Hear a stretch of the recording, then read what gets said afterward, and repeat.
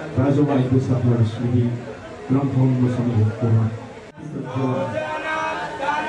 Terima kami Ramja dari Contoh sekali berkesempatan sini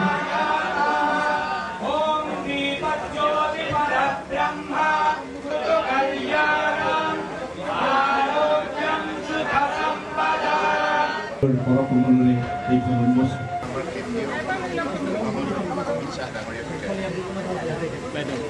লক্ষ্য ঘোষণা কৰিছে আৰু এই 20 লক্ষ টকাৰ চেক মাননীয় মুখ্যমন্ত্ৰী মহোদয়ে বীৰ শ্বহীদ নীৰজ শৰ্মাৰ সহধৰ্মিনীৰ হাতত অৰ্পণ কৰিলে।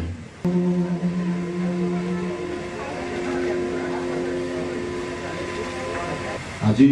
এই মুহূৰ্তত আমি সকলোৱে এটি কথা গভীৰভাৱে উপলব্ধি কৰিছোঁ যে এগৰাকী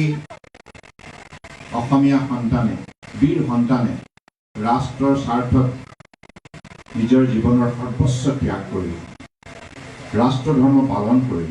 ৰাষ্ট্ৰৰ হকে সম্পূৰ্ণৰূপে নিজৰ জীৱন সমৰ্পিত কৰিলে। সেইগৰাকী মহান বীৰ নীৰজ শৰ্মা ডাঙৰীয়া অসমীয়া জাতিৰ গৌৰৱ হিচাপে আমাৰ অসমৰ জাতীয় জীৱনত সদায় জিলিকি থাকিব আৰু তেখেতৰ ত্যাগ অথলে নাযায়। তেখেতৰ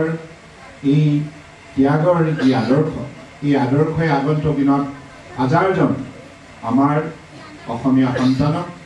ভাৰতবৰ্ষৰ বৃহত্তৰ স্বাৰ্থত ৰাষ্ট্ৰৰ স্বাৰ্থত দৃঢ়তাৰে নিষ্ঠাৰে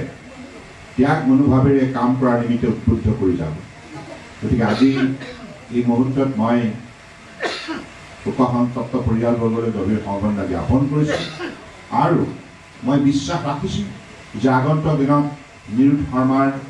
আদৰ্শৰে অসমৰ বৰাক ব্ৰহ্মপুত্ৰ পাহাৰ ভৈয়ামৰ বৃহত্তৰ অসমীয়া জাতিটোৱে দৃঢ়তাৰে সমাজৰ হকে ৰাষ্ট্ৰৰ হকে কাম কৰি যাব আৰু উঠি অহা প্ৰজন্মই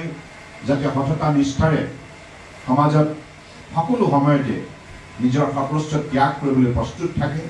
তাৰ প্ৰতি মই আহ্বান জনাই পুনৰবাৰ শ্বহীদ নীৰজ শৰ্মালৈ গভীৰ শ্ৰদ্ধাঞ্জলি জ্ঞাপন কৰি মই শোকসন্তপ্ত পৰিয়ালবৰ্গলৈ মোৰ গভীৰ সমবেদনা জ্ঞাপন কৰি